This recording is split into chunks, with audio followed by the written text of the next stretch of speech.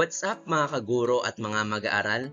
Narito muli ako, ang inyong teacher, Rolly C. Franco, para bigyan kayo ng lesson tungkol sa dimensyon ng buhay at kabilang buhay. Bahagi ito ng asignaturang pag-aaral ng kasaysayan at lipunan ng Pilipinas. Sa wakas, nagkaroon ulit ako ng oras upang mag-record ng discussion videos. Pagpaumanhin nga lang sapagkat simple lamang ang aking hinandang PowerPoint presentation at wala itong mga masyadong visual elements. Dahil sa pagiging busy ko sa aking araw-araw na pagtuturo at sa mga club na inaasikaso ko dito sa aming paaralan. Sa araling ito, susuriin natin ang paniniwala ng mga Pilipino tungkol sa ating espiritual na buhay, kabilang na ang gamit ng hiyas, anting-anting at ang paniniwala natin sa kabilang buhay. Sa likod ng hiyas at anting-anting, pagbabalik-tanaw sa kultura. Sa bahaging ito, magkakaroon muna tayo ng maikling balik-tanaw sa ating kultura. Ibabahagi ng mga mag-aaral ang kanilang karanasan o tradisyon na nakasanayan sa pamilya tulad ng paggamit ng hiyas o anting-anting. Magbibigay ng 5 minuto para mag-isip at pagkatapos ay hayaang magbahagi ang ilang mag-aaral ng kanilang mga sagot. I-record ang mga mahalagang kasagutan sa board. Sa huling bahagi ng activity, magbibigay ng buod ng mga nabanggit na karanasan upang matukoy ang mga koneksyon sa mga sinaunang paniniwala. Alam nyo ba na may iba't ibang kagamitan tayong ginagamit sa kasalukuyan na may malalim na ugnayan sa ating paniniwala? Ito ang ating tutuklasin ngayon sa ating parsa. Simulan natin ang ating gawain sa pamamagitan ng pagbabalik-tanaw sa ating kultura. Paniwalang pagpapaliwanag. Ano ang kahalagahan ng paniniwalang espiritual? Ito ang kultura bilang salamin ng paniniwala, espiritualidad at ugnayan sa kalikasan, kaluluwa at komunidad. Ang ating mga paniniwala ay hindi lamang relihiyoso kundi bahagi ng ating pang-araw-araw na buhay. Ipinapakita nito kung paano natin tinitignan ang mundo, ang sarili at ang kabilang buhay. Hiyas. Ito ay simbolo ng yaman, proteksyon at kapangyarihang espiritual. O sa English, ito ay tinatawag ng mga gems. Ginagamit ito sa kasal, digmaan at ritual ng pagpapagaling. Ang hiyas ay hindi lamang palamuti, kung hindi, ito ay sumisimbolo rin ng proteksyon, kapangyarihan at kayamanan. Ginagamit ito sa iba't ibang seremonyang panrelihiyon at panlipunan. Isang panibagong gawain patungkol sa hiyas. Kwento ng hiyas, pagkilala sa kahalagahan ng ginto at alahas. Magpapakita ng larawan ng isang datu o pinuno ng barangay na nagsusuot ng hiyas. So, sa mga guro na nanonood dito ng discussion video, ito ang suggested na ang gawain patungkol sa hiyas. Ibigay ang halimbawa ng mga sinaunang ritual kung saan ginagamit ang hiyas sa kasal, digmaan at ritual ng pagpapagaling. Ipaliwanag na ang hiyas ay tulad ng ginto ay ginagamit ng mga sinaunang Pilipino bilang simbolo ng mataas na estado, yaman at espiritual na koneksyon. Sunod ay ang anting-anting. Ang anting-anting ay isang amulet na pinaniniwalaang may taglay na kapangyarihan. Proteksyon ito laban sa masasamang espiritu at ginagamit ng mandirigma at manggagamot. Ang anting-anting ay bahagi na ng paniniwalang Pilipino na may taglay na espiritual na lakas ang isang bagay. Kadalasang ginagamit ito bilang proteksyon laban sa masamang kapalaran. Huli, gumawa tayo ng isang gawain patungkol sa anting-anting. Anting-anting sa laban at pagpapagaling. Ang mga guro ay dapat magpakita ng mga larawan ng anting-anting o amulets na ginagamit sa tradisyonal na ritual ng mga Pilipino. Ibigay halimbawa ng mga mandirigma o leader ng barangay na gumagamit ng anting-anting bago pumasok sa digmaan.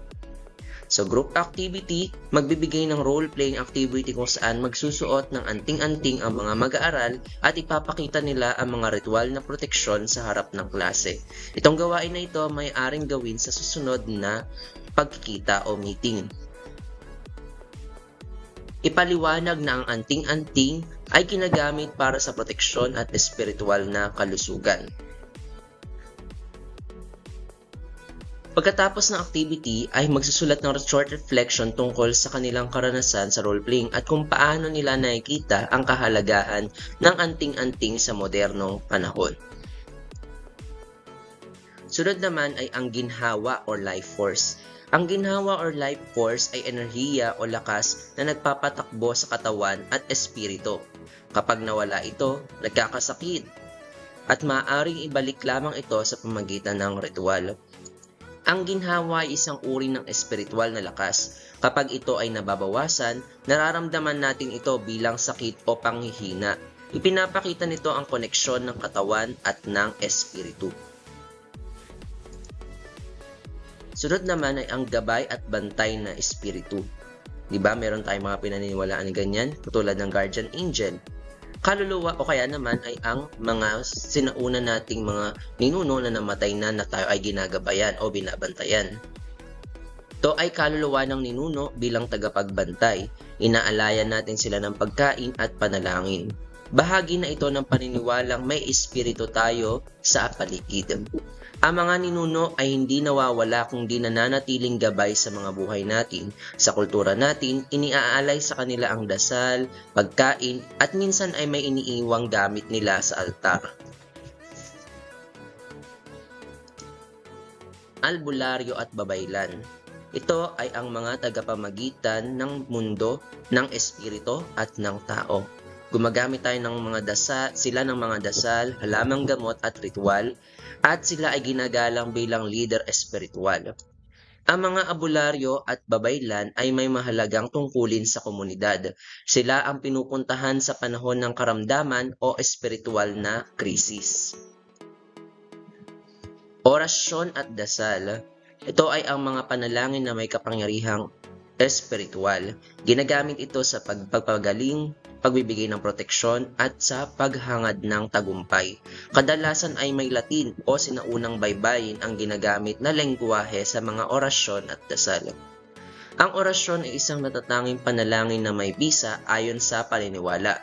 Ginagamit ito kasabay ng anting-anting at ritual para sa partikular na layunin. Karaniwang ginagamit ng mga albularyo at ng mga babaylan. Kamatayan bilang paglalakbay. Naniniwala tayo na ang kaluluwa ay patuloy na naglalakbay matapos nitong iwanan ang katawang lupa. Isang halimbawa nito ay ang paggamit ng manunggul jar bilang simbolo ng bangka ng kaluluwa. May gabay sa kabilang buhay. Hindi natatapos sa kamatayan ang buhay. Para sa ating mga ninuno, pinaniniwalaan nilang ang kaluluwa ay patuloy na naglalakbay kaya inihahanda ito sa pamamagitan ng mga ritual. Ang ritual ng paglalamay. So marami tayong mga ginagawang mga seremonya o mga kaugalian kapag mayroong mga lamay. Ito ay ang pagbabantay natin sa bangkay. Karaniwan ay napupuno ito ng mga pagkanta, dasal at mga alay, kung saan ang layunin ay tinataboy ang masamang espiritu. Ang paglalamay ay hindi lamang pakikiramay kundi isang ritual para tiyakin ang ligtas na paglalakbay ng kaluluwa. Isa itong paraan ng pakiisa ng komunidad sapagkat dito nagkakatipon-tipon ang mga magkakamag-anak o mga magkakapitbahay. Gawain muli tungkol sa paniniwala sa kabilang buhay at kamatayan. Maaari itong gawin sa susunod na araw ng pagkikita o meeting. Magpapakita ang teacher ng mga video o larawan ng mga sinaunang ritual ng paglalamay at paglilibing. Tatalakayin ang mga ritual ng paglalamay at paglilibing at kung paano ito nakatutulong sa mga tao upang magbigay paggalang at espiritual na koneksyon sa mga yumaho. Ibibigay ang halimbawa ng mga sinaunang paniniwala sa anito at paano ang mga ritual ng paglalamay ay nakatutulong sa kaluluwa ng mga yumao upang makatawid sa kanilang kabilang buhay. Hahatiin ang klase sa maliliit na grupo. Ibigay sa bawat grupo ang isang paksa na may kaugnayan sa ritual na paglalamay at paglilibing. Halimbawa, paglalamay sa bahay, ritual ng pagkain para sa mga anito, paglilibing sa ilalim ng puno. Ang bawat grupo ay maghahanda ng isang presentation na magpapakita ng sinaunang ritual ng paglalamay o paglilibing. Ipaliwanag kung paano ang ritual na ito ay may kaugnayan sa kabilang buhay at espiritual na palagayan. Sunod ay ang paglalagay ng gamit sa libingan. So pagkatapos ng lamay, meron ding mga ritual o tradisyon sa paglilibing. Halimbawa ay ang paglalagay ng damit, paboritong pagkain o sandata ng mga sinaunang nating mga ninuno. Pinaniniwala ang kailangan ito ng kaluluwa bilang bahagi ng paghahanda nila sa pagtawid sa kabilang buhay. Naglalagay ng gamit sa libingan dahil pinaniniwala ang magagamit ito ng kaluluwa. Ito ay pagpapakita ng ating paniniwala sa pagpapatuloy ng buhay pagkatapos ng kamatayan. Isa pa ay ang pag-aalay ng pagkain sa mga patay. Ito ay ginagawa tuwing araw ng mga patay at kung minsan ay ginagawa rin kapag may mga mahalagang okasyon sa bahay o sa mismong death anniversary. Paglalagay ng kanin, ulam, inumin at iba pa para sa pagdalaw ng kaluluwa. Ang pag-aalay ng pagkain kasi ay tanda ng alaala at paggalang. Pinaniniwala ang bumabalik ang kaluluwa para makisalo, kaya naghahanda tayo ng pagkain para sa kanila.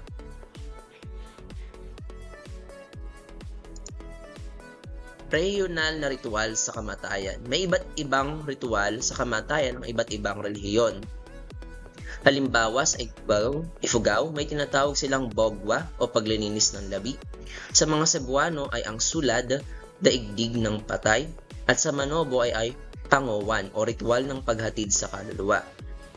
Iba-iba man ang rehiyon, iisa ang layunin. Igalang ang kaluluwa at iyakin na maayos itong paglalakbay. Isa itong patunay ng yaman ng ating kultura.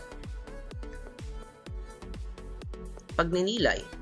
Ano ang papel ng mga paniniwalang ito sa ating identidad? May epekto pa ba ito sa kasalukuyang Pilipinas? Sa pag-unawa sa mga paniniwalang ito, mas nauunawaan natin ang pinagmulan. Ito ay ang pundasyon natin sa ating kultura bilang mga Pilipino. Muli isang gawain, gumawa ng infographic, spoken word, or ritual role play. Gamitin ang konsepto ng mga napag-aralan at bumuo ng pangkat na binubuo ng 5 miyembro. Isa sa buhay nila ang isas o higit pang umiiral na paniniwala sa pamamagitan ng mga sumusunod.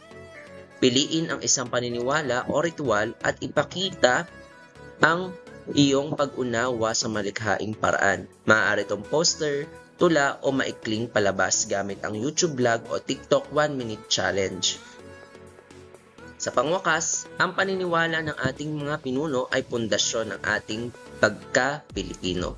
Maraming salamat sa inyong pakikilahok na may mas lalo mong pahalagahan ang ating kasaysayan at kultura sa pamamagitan ng pag-unawa sa ating mga paniniwala. Muli, maraming salamat sa bumuo ng pagsusulat ng Banghay Aralin na pinagbasihan ng video lesson na ito. Muli, ako ang inyong teacher, Rolly C. Franco. Maraming salamat, huwag kalimutang mag-subscribe at mag-like sa video na ito.